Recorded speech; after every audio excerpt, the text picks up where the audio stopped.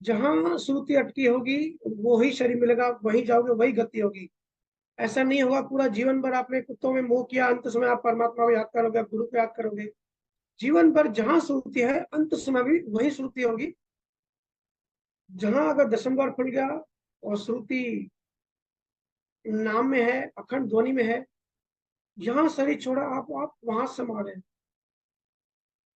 ये बड़ा अजब गजब विज्ञान है। सारे गुरुओं ने बताया अपने अपने भाषा में, अपने अपने शब्दों में। एक ही कोशिश करो कि हमारी श्रुति कैसे भी करके बस टिक जाए, स्थिर हो जाए, शब्द में, नियक्षर में, नाम में। जितना समय वहां, भजन सुमरन क्यों कहते हैं, भजन सुमरन में जितनी देर आप यहाँ पे स्थिर हो सकते हो, दसम द्वार के ऊपर ध्यान स्थिर कर सकते हो, फिर वो धीरे धीरे टाइम बढ़ता जाएगा, फिर 24 घंटा होगा, फिर मरते समय भी आप वहीं से निकलोगे, प्राण आपके ऊपर से निकलेंगे। तो कोशिश करो कि श्रुति हमारी परमात्मा में, श्रुति शब्द में ही स्थिर रहे।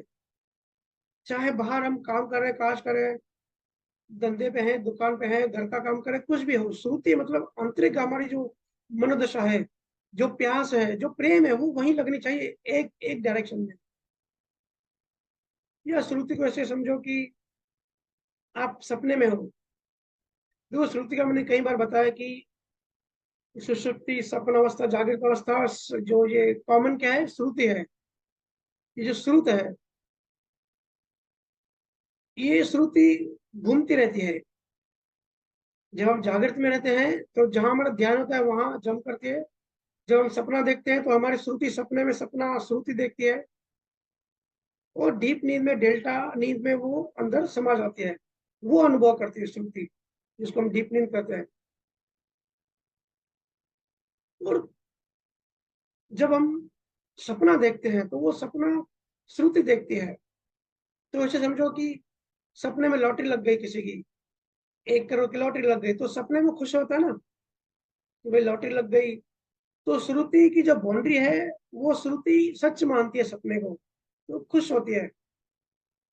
तो जैसे ही सपना टूटा और इंसान जागा, तो श्रुति जम मार के जागृत अवस्था में आ जाएगी। फिर श्रुति को पता पड़ेगा अरे वो तो सपना था। तो दुखी हो जाती है कि अरे वो तो सपना ही था, असल तो ये नहीं है। फिर 15, 16, 18 घंटे जितना समय हम जागते हैं, फिर श्रुति इसको सच मानती है। वो सपना था, श्रुति जब जागृति में आ गई तो श्रुति को पता है कि वो सपना था, लेकिन जागृत में आके फिर ये सच मानती है। लेकिन ज्ञानियों को पता होता है, ज्ञानी इसके आगे की अवस्था में जाते हैं। नी अक्षर में, सत्य स्वरूप में स्थिर होने का मतलब है, जब वहां स्थिर हो जाते हैं तब पता पड़ता है कि ये भी सपना है। और शंकराचार्य, कई ज्ञानियों ने कहा है कि हम सब ब्रह्मा के सपने में हैं, ये जागृत अवस्था भी सपना है।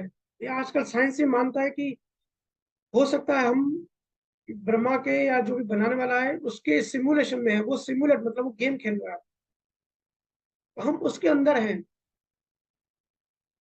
तो श्रुति का विज्ञान समझो।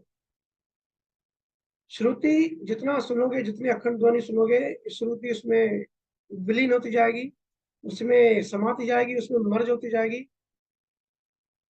यही रीजन है कि मैं दसम द्वार खुल जाए उसके आगे की जो जो भजन की जो रीत है वो अलग तरीके से बताता हूँ कि उसके बाद राम नाम सिमरन धीरे धीरे कम होते होते छूट जाता है।